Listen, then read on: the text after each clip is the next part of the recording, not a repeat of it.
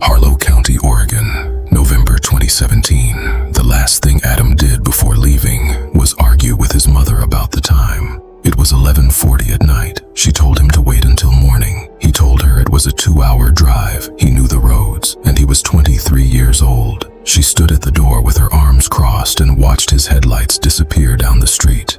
That was the last time she saw him drive away normally.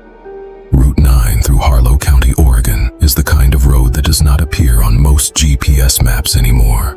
46 miles of cracked asphalt cutting straight through the Harlow State Forest. No streetlights, no petrol stations, no houses, just trees on both sides. So tall and so close together that on a dark night the headlights only reach about 30 feet ahead before the darkness swallows everything else. Locals do not drive Route 9 after dark. Adam was not local. The engine died at mile marker 23. No warning, no spluttering, no temperature light. The car simply stopped, as if something had reached under the hood and squeezed. Adam tried the ignition 6 times. Nothing. He tried his phone. 1 bar of signal. That disappeared before the call connected. He tried the hazard lights. They flashed twice, then died with everything else. He sat in complete darkness for a moment and listened. The forest was absolutely silent. That was the first thing that felt wrong. A forest at night should never be completely silent. There should be wind, insects, the sound of small things moving in the undergrowth. But there was nothing, as if every living thing around him had gone very still. At the exact same moment his engine died, as if they had all heard something that he had not heard yet. He got out of the car. The cold hit him immediately, far colder than it should have been for November. A deep, biting cold that felt like it was coming up from the ground rather than down from the sky. He pulled his jacket tighter and turned on his phone torch, sweeping it along the tree line. Just trees, hundreds of them, identical in every direction. He decided to walk. The town of Millfield was 11 miles back, too far. But he remembered passing a ranger station sign about 2 miles back. If he walked the road, kept the asphalt under his feet, he would reach it. Simple, manageable. He had been walking for barely 2 minutes when he saw the old man sitting on a tree stump at the very edge of the road, just where the asphalt met the tree line, as if he had been there for hours.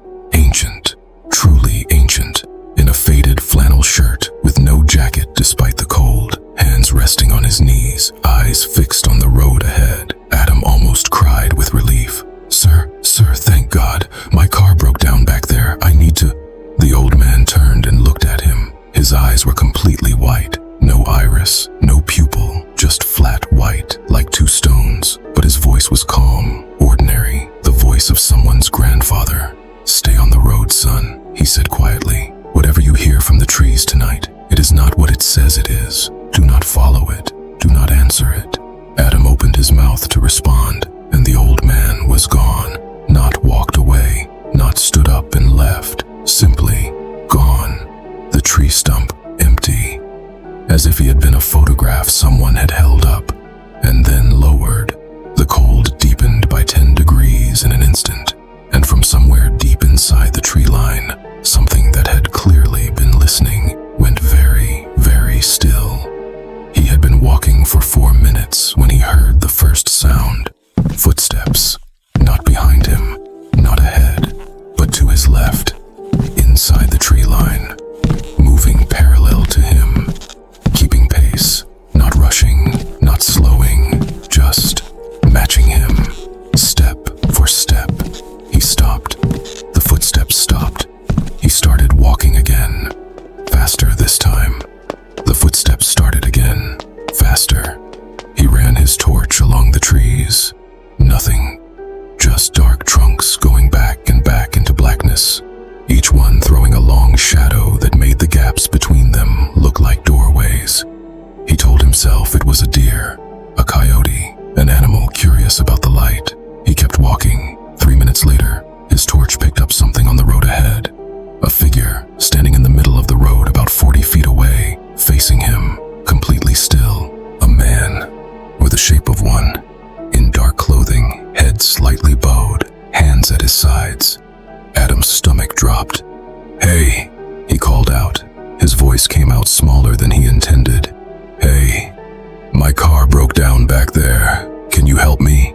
The figure did not move, did not respond, did not even shift its weight. Adam took 3 steps forward and shone his torch directly at it. The beam passed straight through, not around it, not reflected, straight through, as if the figure was made of smoke, of shadow, of something that existed just slightly outside the spectrum of real things. And then it raised its head, and it had Adam's face.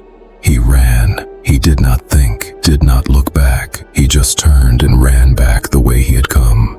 Feet hammering the asphalt, torch swinging wildly, the trees on both sides blurring into one solid black wall rushing past him. He ran until his lungs gave out and he had to stop, hands on knees, gasping. He looked up. He was standing next to his car, mile marker 23. He had run in a straight line, back the way he came. He was certain of it. The road was straight. There were no turns, no forks. He had not deviated once, but he had been running away from the car. He stood there breathing hard, trying to make the mathematics of it work in his head, failing. He had been sitting on the hood for almost an hour when he heard his mother's voice. Not a recording, not a memory. Her actual voice, warm, close, coming from somewhere just inside the tree line to his left. "Adam, Adam, come here. I am right here. Leave the car. Come to me." He gripped the hood of the car so hard his knuckles went white, because the voice was almost right. Almost, but something about the way it shaped his name, the pause in the wrong place, the warmth that felt performed rather than real. Whatever was in the trees had pulled something from inside his head and worn it like a coat, but it had not known which parts were real. It had almost worked. He stared straight ahead at the road, and he began to count, 1 to 100. Behind him, from the tree line, his mother's voice called his name 4 more times, each time slightly less accurate, slightly less human, as if whatever was making the sound was losing interest in the performance. By the 5th time, it did not sound like her at all. Then his phone buzzed. 1 bar, a text message from his own number. It said, "Do not go back into the trees. It already knows what you look like. Stay on the road. Stay in the light. Whatever you do, do not look at it again if it comes back." He stared at the message for a long time. Then his phone died. He sat on the hood of his car and he did not move for 3 hours. He kept his eyes on the road directly in front of him. Did not look left. Did not look right. Did not look at the tree line when he heard the footsteps begin again from somewhere inside the forest. Closer this time. No longer trying to match his pace, but moving in slow, deliberate circles around the car. He stared straight ahead and he counted. 1 to 100. 1 to 100 again. Over and over. The footsteps stopped at 4:13 in the morning. At 4:40, a logging truck came down Route 9 and found him sitting on the hood of his dead car, jacket soaked through, hands shaking. The driver said Adam did not speak for the entire 40-minute drive to Millfield. He just sat in the passenger seat staring at the road ahead. When they reached town, Adam got out, thanked the driver in a voice that sounded like it had been wrung out, and walked into the first open diner he found. He ordered coffee and sat at the counter until sunrise. He never drove Route 9 again. He never told his mother what happened that night.